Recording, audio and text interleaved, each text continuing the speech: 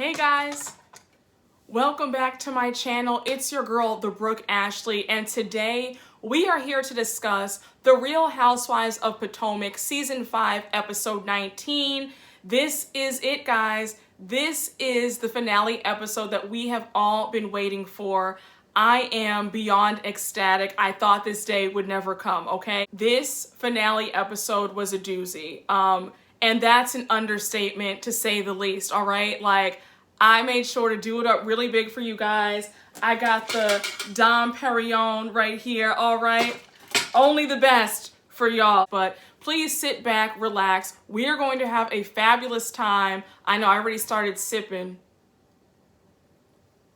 Cheers, okay? We don't have a minute to spare. And without further ado, let's just talk about it. We start off this crazy finale episode with Miss Robyn Dixon, okay? She is looking at this restaurant called the Abigail. It looks really pretty, I have to say. And she's hosting a Christmas party. She lets us know that her and Juan used to always host Christmas parties every single year, and they will be doing it again for this Christmas. And she wants to have about like 50 people, really intimate, fun affair. She's inviting all the ladies except for Monique.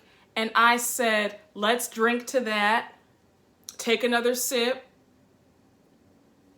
Because a party without Monique, I know that's right. But I digress. So, you know, she's looking at the space and she really likes it. And then we see Gizelle. Gizelle is in the confessional talking about how Juan is going to propose to her at this holiday party. And the producer asks her, like, does she know any more information about when he's going to propose?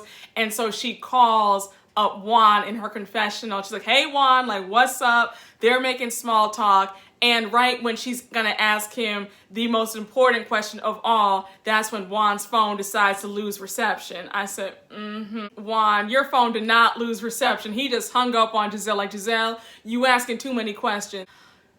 Next, we see, unfortunately, Monique. She is arriving at her therapist's office, and her therapist is named Esther. We find out that Ashley recommended Esther to her, and she really likes her. Monique sits down. The therapist asks Monique how she's been doing with all the mess surrounding her. And Monique lets her know that her appetite has been inconsistent. She feels drained just emotionally by this whole ordeal that she started. Because it's her fault. Because she should have never put her hands on Candiace in the first place. She's upset that the ladies have written her off, and she feels as if she always has something to prove to these women. And, you know, the therapist is like asking her, you know, why she feels that way. And she explains that when she was a kid in elementary school, she was bullied a lot. And she had went to a predominantly white school, her and her sister, and they were like the only black people in the school, and the white kids did not want to play with her or talk to her. And so she felt, you know, really alienated and really sad about that. Then she says that they had moved to another school, her and her sister, and they ended up going to an all-black school. And at the all-black school, she couldn't win because she was seen as too proper and they talked too white. So she feels like she could never just fit in. She starts crying, and it really made sense to me in this scene about why Monique acts the way she does, why she craves the acceptance and validation of Gizelle so much. Monique stepped on the scene season 2. She knew that she was going to be the apple of everybody's eye, okay? She just knew that she was going to be the darling of Potomac. She knew that these women were going to be enamored by her money. Let me break it down to you. Monique has money, but she does not have status. I think that Monique really just assumed that because she had money and because she had material things, that she was going to win the favor of all the ladies, and that's just not the case.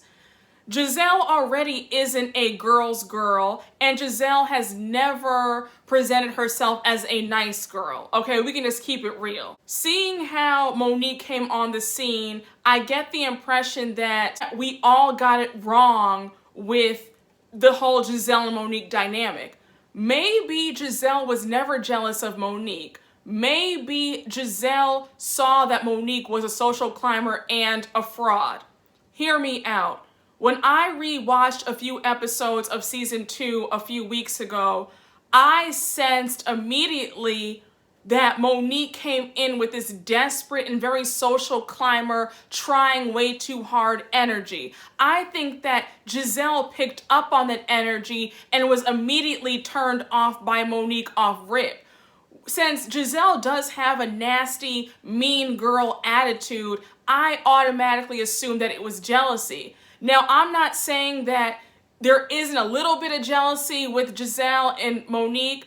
I do think that it was maybe 25% jealousy on Gizelle's part, but the rest of it was she was very turned off by Monique because she saw that Monique wasn't coming from a genuine place. It was coming from, I'm a social climber and I want all of your connections and I'm really rich, so you guys have to accept me. And Gizelle was kind of like, no.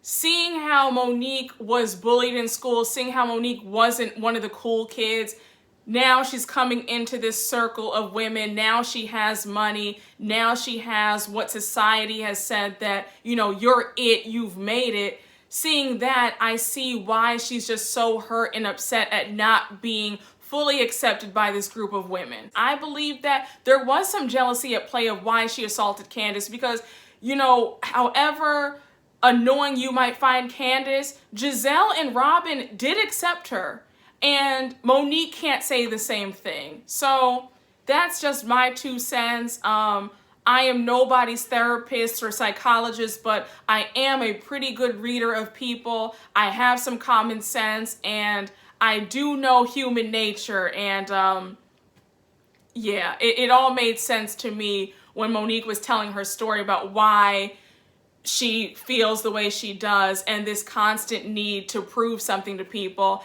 And again, remember, Monique's pastor even pointed out how she feels this need to prove herself to people, and he even said that these women of Potomac are not impressed by her. You know, I also think that at Monique's core, I don't believe that Monique thinks that she's worthy. And that's the real issue. When you have low self-esteem, you can never feel good about yourself, no matter how much money you have. But again, you know, we could be here all day. I could talk about this all day and just really dissect Monique and her character and her terrible attitude and her evilness, but we would be here for like 3 hours. So let me just move on, okay? We see Monique in her confessional, and the producer asks her if she's sorry for what she's done. Monique says that she's remorseful, but she's not sorry for her actions because she had to defend herself. I could have hit the floor. Like, I could have literally turned off the TV when she said that. I couldn't believe Monique. Monique really suffers from just no accountability at all. Monique, I will say this until the cows come home, until I'm blue in the face, you are 100% dead wrong. You had no reason to hit Candiace at all. And people who keep saying, you know, Candiace is a crybaby, or, you know, I can't believe Candiace pressed charges. Monique knows who to try. Had she done this to Gizelle, if you don't believe for 1 minute that Gizelle wouldn't have had Monique hemmed up in that jail, I got some news for you. Monique knows who to try. She knew who to play with that day, because I truly believe that Monique would have been in some serious trouble had she done this to any of the other ladies, especially Ashley. So the next scene, we see Ashley and Michael, 2 despicable human beings who are just absolutely disgusting. Ashley and Michael are playing with the baby. Ashley is letting us know that their marriage is right on track, and that the dinner that they had with her mom and Uncle Lump really just got Michael acting right again. Their marriage is great. Everything is good. Michael is more attentive, and he's just really doing a great job as a dad. I said, girl, okay, but whatever.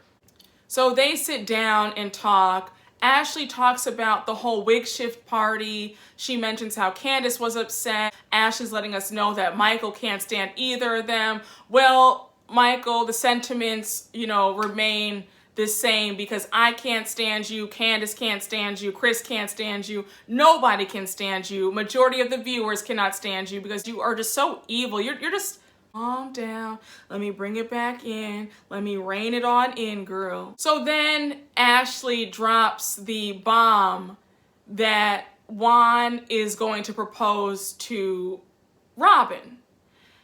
And the way Michael was so twisted up when he heard the news, he was like, no, that's not gonna happen, that's not gonna happen.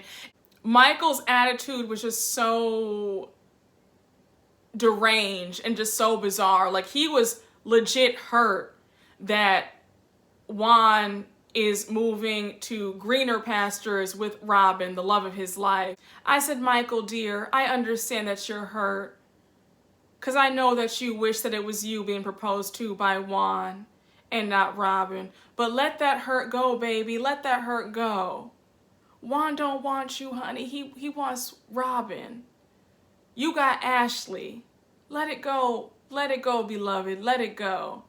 The next scene, we see Candiace, and we see her with Dorothy, her mother. And it was just so nice to see the both of them on one accord. Candiace was saying how, due to this incident with Monique, her and her mom have really grown closer. Her mom has really been her supporter and has really been by her side. And that's what it's supposed to be. Moms and daughters should be close. So I was just really happy to see her and her mom having a good time, getting their nails done, and just, being mom and daughter and just enjoying each other's company. And it was cute, the mom was asking about house hunting and how it was going for them, and she was talking about grandkids and how when Candiace pops out some babies, she's gonna take the babies and hang out with them. And it was just funny. She's also making jokes about how when she retires, she's gonna want to live with Chris and Candiace, and Candiace was like, girl, you got 2 other kids, like, go ask them. And that scene was just so cute. Candiace also says in her confessional that she's just so disappointed by Karen, and she feels upset at the fact that she once viewed Karen as like a mother figure, and that she always just looked and thought so highly of Karen, and to see how Karen has really just like betrayed her trust and really chosen a side, it's really disheartening. And I totally get it, because what Karen is doing is completely wrong and it's just terrible. But Candiace, you don't need her, girl. You will find some other friends, and you can find some better friends.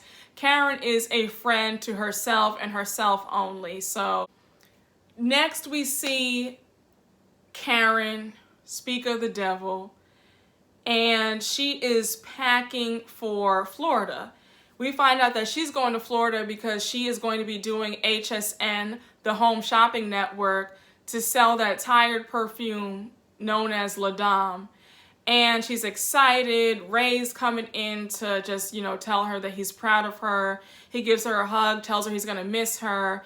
And so Karen then starts talking about the whole mess at her wig shift event. And she's like, the girls' behavior was just so unacceptable. I couldn't believe that they acted like that. And they're trying to call me a liar. I'm not a liar. Then Karen says in her confessional that she's been a stellar friend to Candiace. I was like, girl, where have you been a wonderful friend? Like, Karen is such a delusional liar. She will really tell you that the sky is red, and you're just kind of like, girl, are you serious right now? Like, get a grip. Like, I no longer like Karen, okay? I am sick of her. I am just so sick of the BS that she has been giving us for the past few seasons. I tried to really just root for Karen. I was trying to like her and stand for her, especially because I did not like Gizelle, but she has pulled my arm, and I have just really truly seen her to be the liar and the fraud that she is, and I'm just over it. I really am. She then talks about how she texted Candiace saying to come at 5 o'clock, and she told Monique to come at 4, so she's not a liar, and she never told the girls in Portugal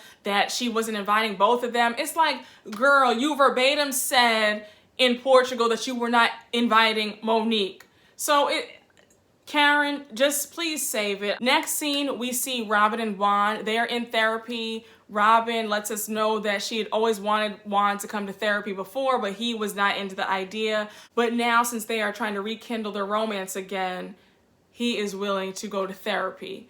So they sit down with the therapist. Robyn talks about the first half of their romance, how it got started. She says that they met in high school. She was a senior, he was a junior. His parents had passed away within months of each other, and how they got really close to each other, fell in love, started dating, and Robyn's parents really took Juan in as like one of their own, and how they just really loved him and embraced him. She then talks about how they were dating all throughout college, they were engaged after college and got married at 26, but how the marriage got rocky once the boys came into the picture. Juan wasn't attentive as a father or as a husband, and she was just so worn out caring for two infants under the age of 2 that she just really didn't care what Juan was doing or what was going on. She was just so burnt out and just like really, kind of like depressed. So then Juan gets upset and he interrupts her and is kind of like, don't act like our marriage was perfect and then it just all of a sudden went up into smoke after the boys came. He was like, no. Like, our marriage was already like on the rocks like before. So then he talks about his side of, what he felt happened. And he talks about how he cheated because it wasn't just about sex. It was about the lack of affection and the lack of romance, and how he wanted that. He wanted an emotional connection. He talks about how Robyn kind of put up a wall and became guarded, and he just wanted that emotional intimacy with somebody else. And that's why he stepped out. Robyn started crying, and this scene was just kind of sad, but at the end they talk about how they're proud of each other. I was a little bit alarmed at how Juan was like, while I was out and while we got divorced, Robyn always was there, and like, I knew Robyn was always there for me and always like loved me. And it was kind of like, I just get really irritated when I hear stories like this where it's like the man is out cheating and doing whatever and the woman's just waiting for him to come back and get right. It's like, no, I don't play that. If you want to cheat, you can go, here's the door, and I'm gonna find another man. But I don't play that. So Robyn is better than me in that regards. But I said, girl, like, I would have been on husband number 2 already, okay? Juan wouldn't have gotten a second chance because he would have been out the door already. But they ended the therapy session happy and holding hands, and, they love each other, and they both said they were proud of each other. I said, okay, girl, if you like it, I love it. I really hope that this go round, they can make it work. So it's the day of the big party hosted by Juan and Robyn, and we see Gizelle. She is getting ready. She calls up her friend Cal, who's also her hairstylist, and she's like, I'm so excited. Like, I can't wait to see how he proposes to Robyn. And when Gizelle said, I feel like I'm the one being proposed to, I said, okay, girl. We see Candiace and Chris. They're in the car headed to the party. So Chris is like, are you excited, babe? And she's like, yeah, I'm excited. And she's like, I'm kind of nervous. And she starts doing vocal exercises. So she's trying to get her voice all ready and all, fresh for the party. And she's like, I am excited, but I am kind of nervous because I do not want to get into it with anybody. And Chris is like, why would you be nervous? Like, why should you be anxious? And she's like, look, I don't want to yell. I don't want to scream at anybody. I'm just going to preserve these vocals. And Chris is like, well, why would you be yelling? And then Candiace is like, well, the whole wig shift event, finding out that Karen invited Monique when she told me that she didn't. Candiace talks about it in the confessional some more, that Karen had asked her to come at like 5 to 5:30, and she was like, well, I'm running late. And then come to find out that had Candiace come to the event earlier, she would have ran into Monique, and it could have been assault part 2. Just a mess. So, I can understand Candiace being a little bit, nervous at seeing Karen at this party. Gizelle gets there. She's with Cal. Cal is her date. And Gizelle talks about how Jamal couldn't make it because he has to go back to Atlanta for church the next morning and he just couldn't make it. And it's like, girl, you always have an excuse for that man, but whatever. So Gizelle walks on in. She's excited. She zeroes in on Juan and she's like, Juan, when are you going to propose? And he's like, Gizelle, like, calm down. Gizelle, I'm just going to need you to like play it cool for like 1 minute. I get that you're excited for your best friend, but just calm it down. And it didn't make things better when you were asking Juan and Robyn came up right behind you. What if she had heard you? Like if Robyn would have heard you, you would have ruined the entire surprise. It's like, Gizelle, stop doing the most for like 3 seconds and calm the F down, please. This isn't your proposal. This is Robyn's proposal. Like just stop it, rein it in, please. So Ashley and Michael arrive. Michael starts pressing Gizelle about Jamal's whereabouts. Gizelle is getting annoyed because she always gets annoyed anytime anybody asks about where Jamal is. Because let's face it, Jamal's nowhere to be found, like anytime. He's never there. He lives in her phone. Giselle's getting irritated. Michael was just making the weirdest remarks. Like he was pressing Gizelle. And then he was saying something about no shots for him this time because of what went down last year. And we all remember what happened last year. So Candiace arrives. She says hello to everybody except for Ashley and Michael. And rightfully so. Robyn brings up if Candiace saw Karen's text message in the group chat about Karen not being able to arrive because her plane was delayed because it had some mechanical issues. And Candiace is like, you know, that's all BS because she doesn't want to be confronted with her behavior at her own wig shift event. And Robyn's like, yeah, that is total BS. Gizelle chimes in and is like, yeah, I don't believe it either. Karen is just full of it and she's just a liar. Ashley then chimes in surprisingly and is like, yeah, you know, she's full of it. She doesn't want to own up to her stuff. Wendy and her husband Eddie arrive and they're excited, can't wait. You know, the girls are greeting them. And during this time, Gizelle and Ashley go off to talk privately. And they're talking about the proposal. Ashley brings up her discussion with Michael. She's like, well, you know, Michael does not believe that they're going to get married. Like, he doesn't believe that Juan is going to propose to Robyn. So Gizelle is kind of like, wait, what? Like, does he know something that I don't? Like, if he does, then let's bring him over. So they start calling for Michael. Michael comes over. And so Giselle's like, do you know something that I don't? Because Juan is going to be proposing to Robyn, like whether you like it or not. Michael's sitting there looking like the clown that he is. And he's like, well, I don't believe it. Like, I just don't think so because me and Juan have a special relationship. I said, baby, you have a special relationship with Juan in your mind. So Gizelle is like, wait, what? So then she goes over to find Juan because she's like, well, I need to know if a proposal is happening or not. So while Gizelle goes over to find Juan, Ashley and Michael start talking, and Ashley's like, babe, if you know something, can you tell me? So Michael's getting upset. He's like, no, I'm not saying anything. I'm not saying anything. So she's getting angrier. Then Michael walks off, and did y'all catch when Ashley said, what do I need to do? Grow a dick or something for you to tell me? I said, Ashley saying that off the cuff told me everything that I needed to know, and I'm gonna leave it at that, okay? And let's think about this. Of course, Juan wouldn't tell Michael his plans to propose to Robyn. He only told Gizelle. He's not close with Michael like that, and he doesn't want to ruin the surprise, you idiot. Like, what are you saying? But whatever.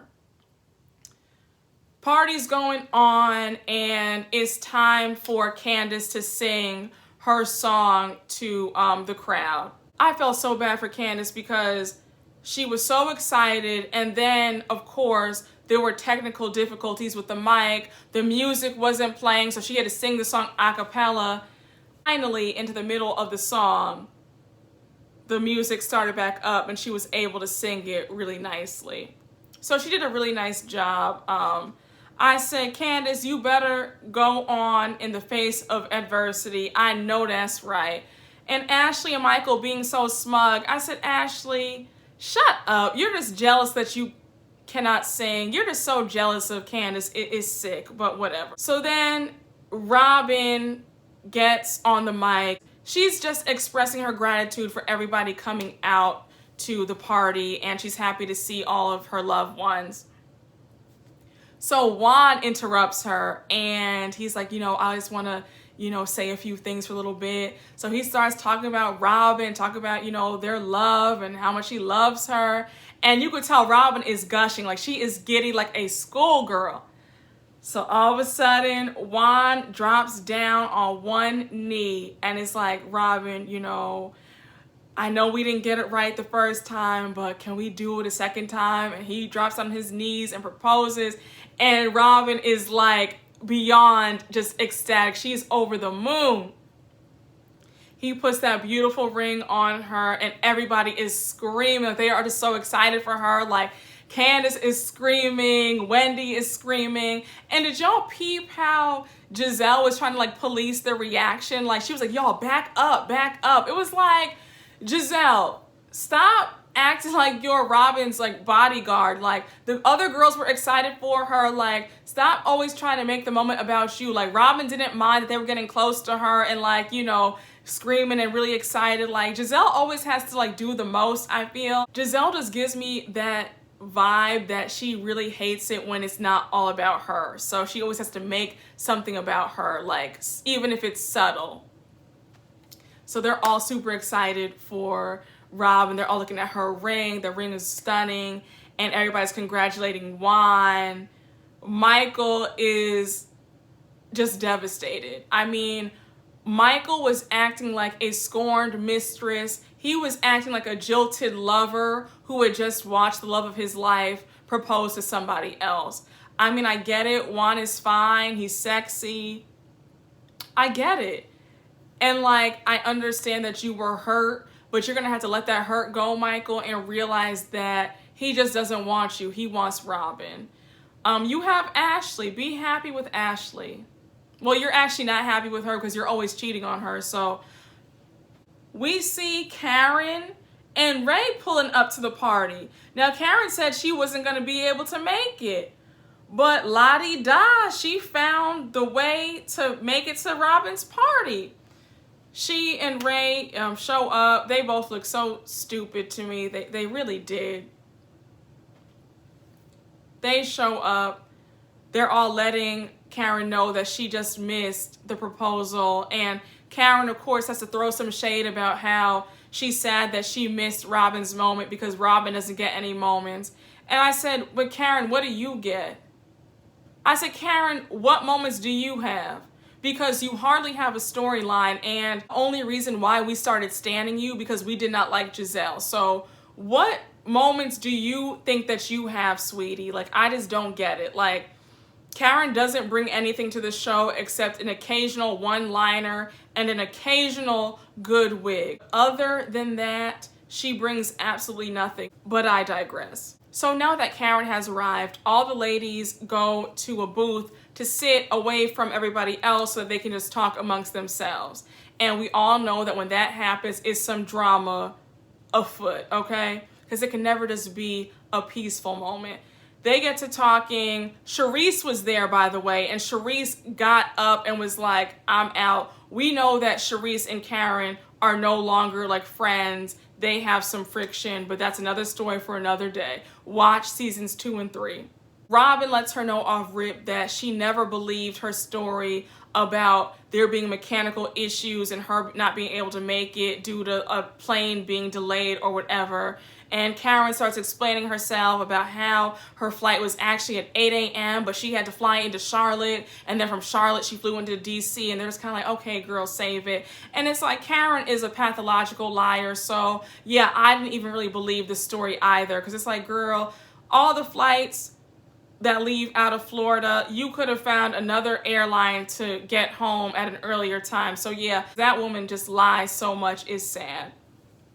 And Karen starts talking about how she's upset about how they behaved at her wig shift event. And they're just kind of like, well, girl, how you behaved was pretty poor. Like, what are you saying? So Karen's like, you know, you girls owe me a dinner because I had a dinner date after the wig shift event and I had to get KFC. I only had 3 pieces of chicken and some coleslaw and a dry biscuit. So Wendy immediately clocks the lies. She's like, girl, why would you plan a wig shift party and a dinner date on the same night? That doesn't even make any sense. Like, what are you saying? You're just lying like you always do. So Karen gets defensive and is like, well, you know, I do, okay? Like, I can do what I want. Like, I just wanted to plan the dinner. Like, is that okay with you? And anytime that Karen gets defensive like that, you know that she's lying. So Candiace lays out all of her grievances and is like, Karen, I'm just really upset because you told me to come between 5 and 5:30, and then finding out that Monique was there at that time, and like if I would have come like at that time, like I would have seen her. Karen is like, well, you know, like I knew that you weren't going to come at that time. And it's like, Karen, you did not know that. You had no idea that Candiace would be late. Like, had Candiace and Monique seen each other, it would have been a disaster again. Like, it would have been even worse. Like, use your brain here. I'm just so sick of people like Karen. Like, Karen will lie her way out of a paper bag. Like, it's sick the way Karen refuses to own up to anything. That woman is always lying. From the beginning, she has lied and lied and lied on this show.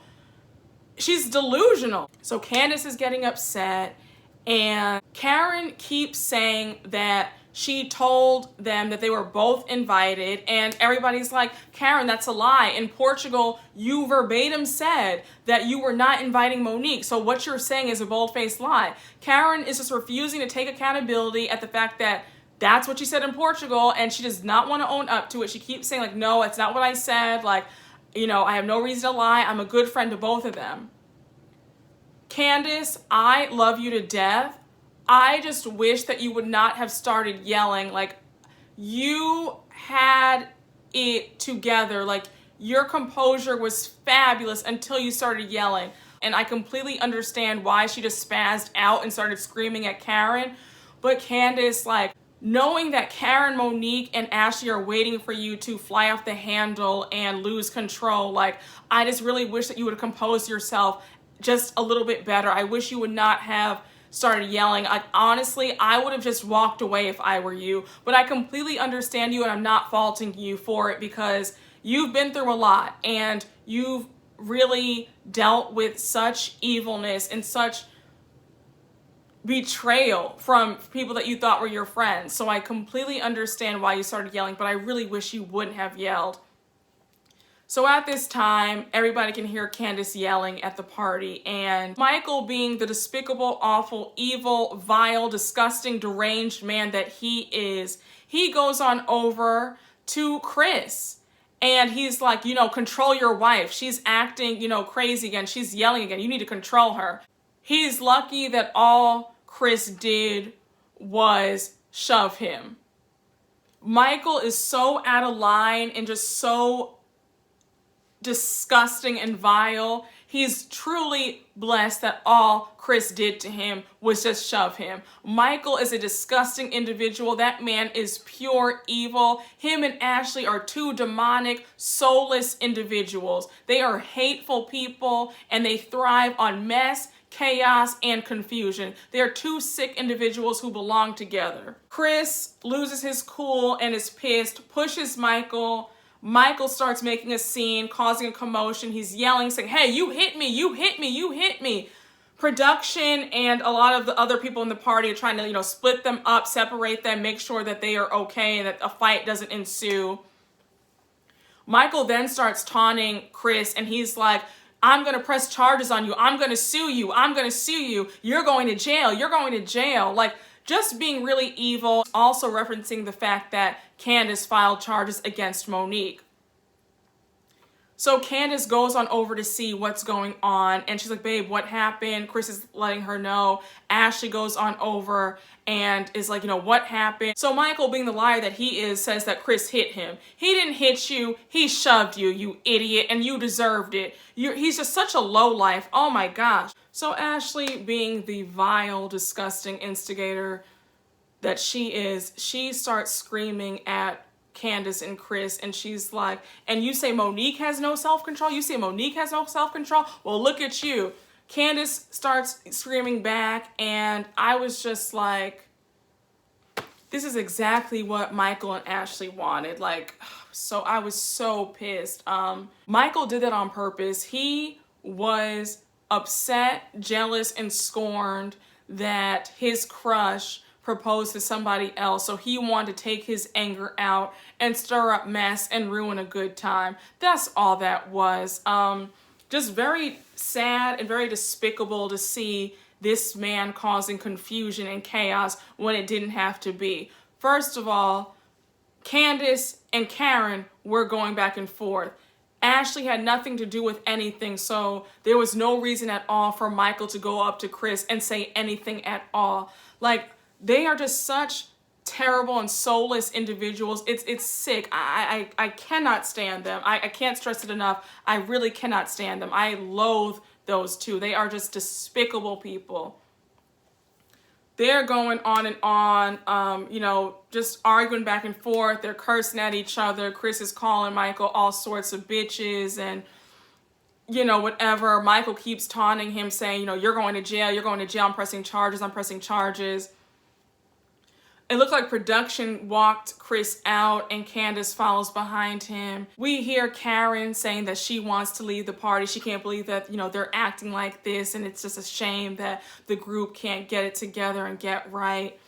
Karen, shut up. Just shut the F up. I'm so sick of her. I really am. So Chris is just telling Candiace what really happened, what went down, and he's pissed. He's heated. He's just like, Michael never has this smoke for other men, but he has this smoke for women, and it needs to stop. I love how Chris does not play about his wife. He has Candiace's back to the end, and I live for it. I really like Chris. I have to say, I really like Chris and Candiace together. He seems like a good dude. I like them. They're a cute couple. But, Chris was ready to get it started. I know he would have wore Michael's tired, old, vile, disgusting behind out. Do you hear me? So Karen and Ray leave, and while they're leaving, they pass Candiace and Chris by. And so they, say goodbye, and Karen gives Candiace a hug and says it's a shame about the whole dividing the group and just all this mess, and it's just a shame. And so Candiace is like, bye Karen, bye Ray. And in her confessional, she just makes a note of how it's really sad and disheartening that Karen has really turned out to be a terrible friend. And it's just a shame that she has taken Monique's side. Candiace and Chris end up leaving as well. And then we see the party is going on. Everybody's dancing. They're having a good time. Robyn is in all her glory. She got her ring. She is just beyond ecstatic, and everybody's just lit. It's all good vibes, except for Michael and Ashley. We see Ashley and Michael at the bar. Michael's barking at her to take her mic off. He wants to leave, and Ashley, kind of leaves him to go to the dance floor to see what everybody else is doing. So we see Michael leave the bar, and I don't know if he went outside, but wherever he went, I guess it was where production was, and then we hear production saying, you're not supposed to be in this room. So then we see the cameras showing Michael getting really nasty with the production staff and just being really rude. He's like swatting their hands away. He's talking about, don't touch me, don't touch me. Michael was drunk out of his mind because his behavior was absolutely deplorable. Ashley runs on over and she's telling him to stop and to calm down. He's getting mad at her, swatting her hand away, saying like, get off of me, like leave me alone, like, get this mic off of me. And she's like, Michael, calm down. So then Michael goes outside and Ashley follows him out, and they're getting mad at each other. She's telling him to F off. He's cursing. It's a whole mess. We find out, you know, we already knew that Ashley and Michael are pregnant with baby number 2. Ashley, you're just an idiot. You know that this man is not going to do right by you. You know that this man is a cheater. So you deserve whatever you get. I think that you are the most despicable person on this cast besides Monique. And I don't ever want to see you and Michael on my screen again. I really don't. It has been such a chore watching you guys. We end the episode with the final 2 confessionals. It is Monique. And Monique is letting us know that the charges were dropped because the court viewed it as a mutual altercation, and there was nothing mutual about that fight. I don't ever want to see you on my TV ever again. This was just so painful watching this season. It was painful at the fact that once upon a time, I really stand you, I really liked you, and to find out that you are a fraud, a liar, a phony, a social climber, and a desperate woman who wants to fit in by any means necessary, and your plan to fit in and your plan to ice Candiace out backfired on you. You should feel ashamed of yourself when you started laughing about dragging her, when you said that you're not remorseful. I couldn't believe it. I really could not believe it. It's just really sick and it's really sad. We end it with Candiace and she's tearful. She says that it's just terrible at how the court threw out the case, and because of Monique's lies, because of Monique paying off bloggers and vloggers and spinning the story to the media, the court believed that it was a mutual altercation and not an assault. So I felt really bad. Candiace, I just want to let you know that evilness will not win and you will be vindicated. God has something bigger in store for you. And don't worry, Monique is going to get hers in due time. That is a miserable woman. That is a woman who still has identity issues. That's a woman who's very insecure, and all the money and all the material trappings will never bring her true peace, because she will always be that desperate wannabe that she has always felt since she was a kid. And that doesn't leave people. So just know that you're going to win in the end. And yeah, this season has been absolutely unbearable to watch. But I thank God and I thank you guys that I was able to get through it in one piece. We have 3 more episodes to go. It's going to be a 3-part reunion. So praise God. I'm just praying, y'all, that it's a good reunion. I'm praying that some questions are answered. But with all that being said, I already know it's going to be a field day in those comments, okay? So you already know what to do. Like, comment, and subscribe. And I will see you guys for the Real Housewives of Atlanta. So stay tuned. I'll see you guys real soon. All right, guys. Bye.